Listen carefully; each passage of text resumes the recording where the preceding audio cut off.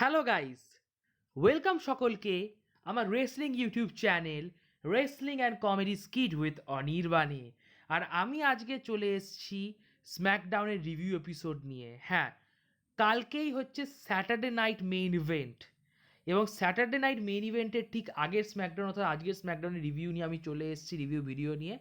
আর আমি একটা প্রশ্ন করতে চাই আগে সব কিছু বলার আগে, সেটা হচ্ছে রোমান কার কাছ থেকে সিনেমা বা অ্যাক্টিংয়ের লেসন নেয়, সেটা আমার জানার খুব দরকার, খুব ইচ্ছে হচ্ছে। কারণ রোমান এই 2024-এ যা যা সিনেমা প্রডিউস করেছে না, সেগুলো দেখার মতো, বিশেষ করে টাইটেল হারার পর। লাইক রোমান টাইটেল যখন আমি আমি একদম প্রথমে ভাবতাম যে রোমান টাইটেল হারালে ট্রাইবাল চিফ ক্যারেক্টারের কোনো রেলেভেন্সি থাকবে না, কারণ পুরো ক্যারেক্টারটা বিল্ড হচ্ছে অ্যাজ এ চ্যাম্পিয়নের ওপর। কারণ ও চ্যাম্পিয়ন ছিল, ডমিনেন্ট চ্যাম্পিয়ন ছিল, 1316 দিন চ্যাম্পিয়ন ছিল। বাট এখন দেখছি না, টাইটেল হারার পর রোমানের একটা ডিফারেন্ট সাইড আমরা দেখছি, সেটা হচ্ছে সিনেমা সাইড। লাইক কোডির সাথে স্টেডিয়ামের মধ্যে সিনেমা, পাঙ্কের সাথে একটা রুমের মধ্যে বসে সিনেমা, আর আজকে পল হেম্যানের সাথে কোন একটা জঙ্গল না কোথায় গেছিল, সেখানে একটা সিনেম্যাটিক প্রোমো। সো রোমান তো আলাদা লেভেলেই যাচ্ছে। যাই হোক, আর একটা ছবি দেখাচ্ছে, এই ছবিটা এআইতে তৈরি করা হয়েছে, যে যদি যারা মরে গেছে যে সমস্ত রেসলাররা, তারা যদি বেঁচে থাকতো তাহলে এখন তাদের দেখতে কেমন হতো। এডি গুডারো আছে, ক্রিস বেনোয়া আছে, mister perfect, Owen Hart, Andre the giant. আর সত্যি বলতে কি না, ভালো, মানে এআই ভালো কাজ করেছে, কারণ বেঁচে থাকলে হয়তো এরমই দেখতে লাগতো ওদের।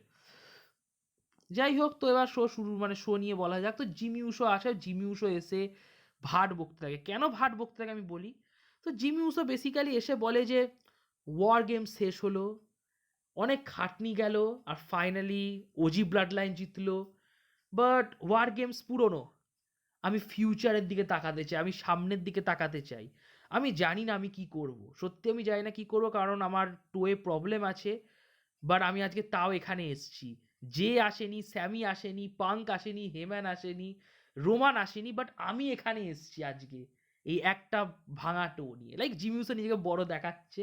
এটা জিমিউসো এটাও বলে যে আমি আমার পরিবার নিয়ে খুব প্রাউড।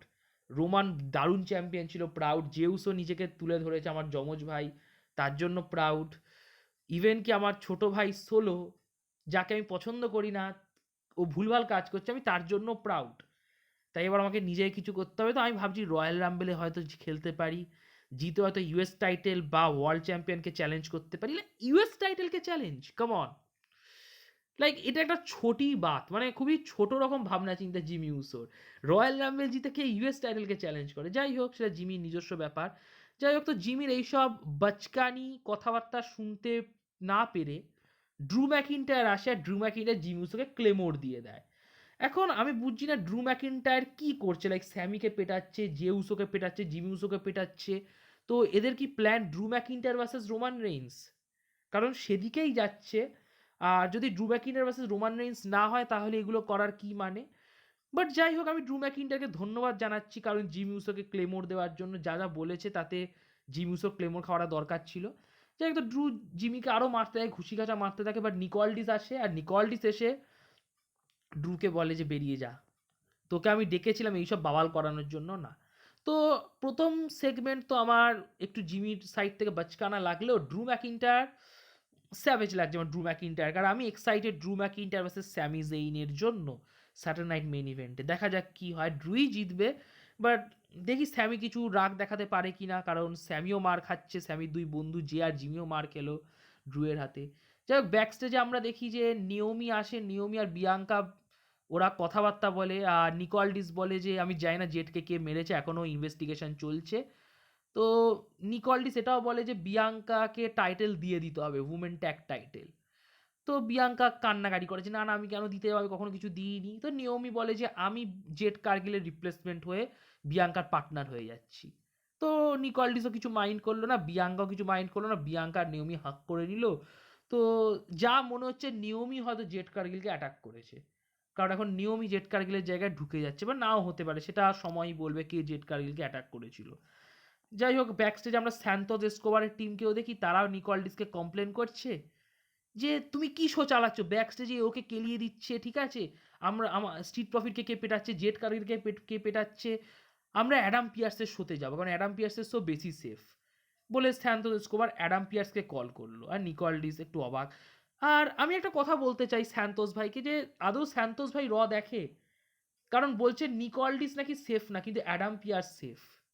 লাইক অ্যাডাম পিয়ার্সের শোতে আরো বেশি বাওয়াল হয়, ব্যাক স্টেজে পেটাচ্ছে, আর অ্যাডাম তো কিছু করেও না, উল্টে একদম শেষে গিয়ে অ্যাডাম পিয়ার্স ইন্টারফিয়ার করে। অ্যাটলিস্ট নিকলডিস ম্যাচের মানে মাঝখানে আসে, কোনো একটা ঝামেলার মাঝখানে, অ্যাডাম তো এত শেষে আসে মারপিট হওয়ার পর। যাই হোক, দেন মিচিনের সাথে টিফানির ম্যাচ হয়, কোয়ালিফিকেশন ম্যাচ, আর টিফানি গ্লো করছিল ম্যান, টিফানি গ্লো করেও। যাই হোক, তো টিফানি ভার্সেস মিচিন এই ম্যাচটা হয়, আর আমি একটু স্যাড কারণ টিফানি ম্যাচটা হেরে যায়।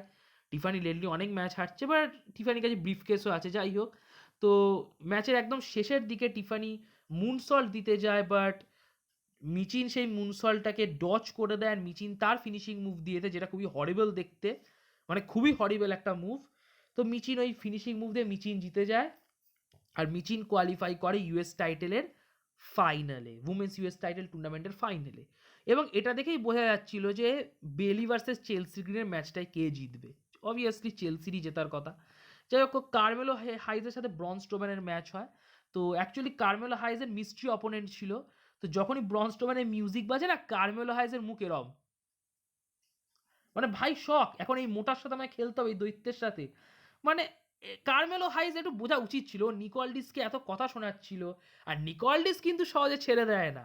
তো নিকলডিস ব্রন স্ট্রোম্যানকে এনে দিয়েছে অ্যাজ আ অপোনেন্ট, আর ব্রন স্ট্রোম্যান খুব বাজেভাবে কার্মেলোকে হারিয়ে দিয়েছে। লাইক একটা একটা মুভ দিয়েছে ব্রন স্ট্রোম্যান শুধু, ওর ফিনিশিং মুভ, আর কার্মেলোর খেল খতম, পয়সা হজম, জাস্ট 2 মিনিটের ম্যাচ, কার্মেলোর জবার হয়ে গেল। নেভার মাইন্ড, আর ব্রন স্ট্রোম্যান সেলিব্রেট করলো। যাই হোক, ব্রন স্ট্রোম্যান তার মানে রিটার্ন করলো আফটার একটা ছোট ইঞ্জুরি হয়েছিল স্ট্রোম্যানের। যাই হোক, ম্যাচ শেষে ব্রন স্ট্রোম্যান ব্যাক স্টেজে যায়, এবং সেখানে গিয়ে স্ট্রোম্যানের সাথে দেখা হয় এটাউন ডাউন আন্ডারে, এবং ওরা ইনভাইট করে ব্রন স্ট্রোম্যানকে যে পরের সপ্তাহের স্ম্যাকডাউনে আমাদের ওয়েলার এফেক্টে এসো, আর স্ট্রোম্যান এগ্রি করে যায়। সো স্ট্রোম্যানের next rivalry I think Austin Theory আর ওয়েলারের সাথে, যেটা খুবই উইয়ার্ড। নেভার মাইন্ড, দেন আমরা রোমানের সেগমেন্ট দেখতে পাই, যেখানে রোমান একদম সিনেমার মতন প্রোমো কেটেছে। তো রোমান বেসিক্যালি বলে যে কিছু মাস আগে অবধি আমার কাছে সব ছিল, বাট তারপর এই এই সামারে, এই গরমের মরশুমে আমার কাছ থেকে সব চলে গেল।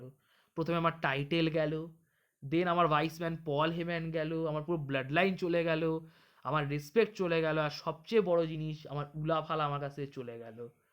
বাট আমি আর ওয়েট করব না। নেটফ্লিক্সে যাচ্ছে 6 তারিখ জানুয়ারি মাসে, ওই নেটফ্লিক্সের এপিসোডেই আমি সোলোকে চ্যালেঞ্জ করছি উলাফালার জন্য। তো রোমান চ্যালেঞ্জ করে দেয় 1-on-1 match for the Ula Fala, Netflix premium এপিসোডে। আর নেটফ্লিক্সের প্রিমিয়ার এপিসোড অ্যাকচুয়ালি ডাব্লিউডাব্লিউ খুব বড় করতে চাইছে, যা খবর পেলাম যে পাং ভার্সেস রলিন্সও হতে পারে। সো খুব বড় একটা করতে চাইছে ডাব্লিউডাব্লিউ, আবার 3 ঘন্টা ব্যাক করবে 2 ঘন্টা থেকে। সো দেখা যাক। তবে আমার কেন জানি না মনে হচ্ছে যে এই ম্যাচটায় সোলো জিতবে, আর সোলোই উলাফালাটা ধরে রাখবে, কারণ আমার মনে হয় রক আই থিঙ্ক রোমানকে হারিয়ে দেবে, লাইক কস্ট করবে ম্যাচটা। সেটা সময় বলবে কি হয়। যাই হোক, তো সোলো সিকোয়ার ম্যাচ হয়, দেন সোলো ভার্সেস এলেনাইটের ম্যাচ হয়। এলেনাইট ব্যাকস্টেজে একটা প্রোমো কাট করে, যেখানে এলেনাইট বেসিক্যালি বলে আমি সব উলাফালা টুলাফালা কিছু বুঝি না, আমি রোমানকেও সাপোর্ট করি, আমি সোলোকেও সাপোর্ট করি না, পুরো গোটা পরিবারটা জাহান নামে যাক জেউসো বাদ দিয়ে। কারণ জেউসো করে আর আমি জেউসো ঈদ করে, আমি করি। তো জেউসো বাদে পুরো ফ্যামিলি জাহান নামে চলে যাক, আমার কিচ্ছু যায় আসে না। বাট সোলো বেশি বার বেড়েছে, আমি সোলোকে পিটিয়ে দেবো। সো এলে ভার্সেস সোলোর ম্যাচ হয়, অ্যান্ড দেন ম্যাচটা তো ঠিকঠাকই চলে। আমার তো বেশ ভালোই লাগছিল এলে ভার্সেস সোলো, কারণ সোলো অ্যাকচুয়ালি রিংয়ে অনেক ইমপ্রুভ করেছে। যাই হোক, তো ম্যাচের শেষের দিকে একদম জ্যাকব ফাতু, টামাটঙ্গা এরা এলেকে মারতে থাকে, যার কারণে এলে ডিকিউতে জিতে যায়, ডিসকোয়ালিফিকেশানে এলে ম্যাচটা জিতে যায়। বাট এলে খুব বাজেভাবে মার খেয়ে যায় সোলো, টামার, জেকবের কাছে। দেন আন্দ্রাদের অ্যাপোলো ক্রুজ বাঁচাতে আসে, বাট ওরাও মার খেয়ে যায়। তো আন্দ্রাদে, অ্যাপোলো আর এলে নাইট এরা 3জন একদিকে, আর সোলোর ব্লাড লাইন একদিকে একটা একটা সাইড রাইভালরি ক্রিয়েট করার চেষ্টা, কারণ রোমান যতদিন না আসছে কিছু করে তো সোলোকে বিজি রাখতে হবে, তো সেই জন্য এটা ফিলার রাইভালরি বেসিক্যালি। আমার খারাপ শুধু এলেনাইটের জন্য লাগছে, লাইক আন্দ্রাদে আর অ্যাপোলো ক্রুজ এরা ফিলার, বাট এলেনাইট ফিলার না, কাম অন। এলেনাইট লোগান পলকে হারিয়ে চ্যাম্পিয়ন হয়েছিল, যে লোগান পল 9 মাস ইউএস চ্যাম্পিয়ন ছিল, 9 মাস না 8 মাস ছিল, আই ডোন্ট নো, ঠিক আছে। Never mind. দেন বেলি ভার্সেস চেলসি গ্রিনের ম্যাচ হয়, যে ম্যাচটাই খুব একটা ভালো লাগেনি আমার, বাট ঠিকই আছে। এবার ম্যাচটাতে চেলসি গ্রিন জিতে যায়, একদম পারফেক্ট ডিসিশন। চেলসি তার ফিনিশিং মুভ দেয় অ্যান্ড দেন পিন করে দেয় বেইলিকে। সো চেলসি গ্রিন যাচ্ছে ফাইনালে, চেলসি ভার্সেস মিচিন ফাইনালে, ইউএস টাইটেল টুর্নামেন্টের ফাইনালে। এবং আমরা আশা করতে পারি যে চেলসি গ্রিনই জিতবে, চেলসি গ্রিন হবে প্রথম মেয়েদের ইউএস চ্যাম্পিয়ন।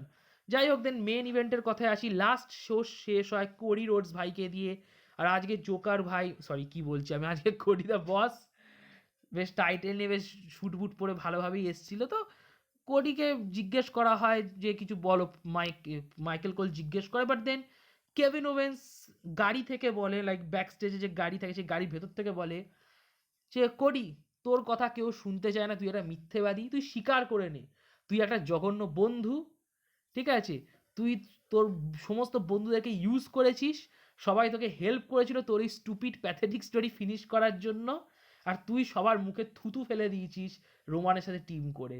তোর মতো বিশ্বাসঘাতকতা জীবনে দেখিনি, তুই একটা বাজে বন্ধু, ঠিক সেরকম বাজে বন্ধু যেরকম তুই একটা বাজে ছেলে আর বাজে ভাই। তো এইসব আর কোডিরোস নিতে পারলো না। লাইক কোডিরোস ঠিক আছে, একটা খারাপ বন্ধু মেনে নিচ্ছে কোডিরোস, ওটা নিতে পারে, বাট একটা খারাপ সন্তান, এটা কোডি রডসের বুকে আঘাত আনলো, ঠিক আছে? তো কোডি রডস লিটারালি কেভিনকে মারতে যায় ব্যাক স্টেজে, যেটা প্রত্যেকটা মানে মাথা মোটা হিরোরা করে, লাইক ব্যাক স্টেজে মারতে যায় তারপর নিজেই মার খেয়ে যায়। তো যাই হোক, কেভিন আর কোডির মধ্যে বেশ ভালোই ব্রল হয় এবং লাস্টে কেভিন ওভেন্স স্ট্যান্ড টল করে, কারণ কেভিন ওভেন্স কোডিকে কোডিরই টাইটেল দিয়ে মেরে দেয় আর কোডি ভাই অজ্ঞান হয়ে যায়, আর কেভিন স্ট্যান্ড টল করে এবং এখান থেকে পুরো ক্লিয়ার হচ্ছে যে কেভিন জিতছে না। আপনারা যারা আশা করেছিলেন কেভিন জিতছে, সেই আশাটায় জল ঢেলে দিন, কারণ সাধারণত ইভেন্টের আগের শোতে যে স্ট্যান্ড টল করে, এটা একটা থিওরি, সে জীবনে জেতে না। তো কেভিন ওভেন্স স্ট্যান্ড টল করেছে, মানে কেভিন ওভেন্স জিতবে না। কোডি রোডসের টাইটেল রেন এখনো কিন্তু চলবে। যাই হোক, এখানেই স্ম্যাকডাউন শেষ হয়ে যায়। ওভারঅল ইন্টারেস্টিং স্ম্যাকডাউন ছিল, বাট খুব একটা ভালো ছিল না, কারণ without Roman Reigns, without blood line SmackDown ফাঁকা লাগে আর লাগবেই, কিছু করার নেই সেটা, বাট যতটা ভালো দেওয়ার দিয়েছে রোমানকে ছাড়া। তো আমি আমার ভিডিও এখানেই শেষ করলাম। যদি আপনাদের ভিডিওটি ভালো লাগে, ভিডিওটি লাইক করে দেবেন, ভিডিওটি নিজের রেসলিং বন্ধু বান্ধবের মধ্যে শেয়ার করবেন, আর অবশ্যই আমার ইউটিউব চ্যানেলটি সাবস্ক্রাইব করবেন। আপনাদের সাপোর্টের খুব দরকার, প্লিজ আমার ইউটিউব চ্যানেলটি সাবস্ক্রাইব করুন। কমেন্ট বক্সে কমেন্ট করে আপনাদের অপিনিয়ন জানাবেন, আর নোটিফিকেশান বোতামে ক্লিক করবেন যাতে সময় মতো আপনার ভিডিওর আপডেট পেয়ে যান। So like, share, subscribe, notification বোতামে ক্লিক আর কমেন্ট বক্সে কমেন্ট। নমস্কার।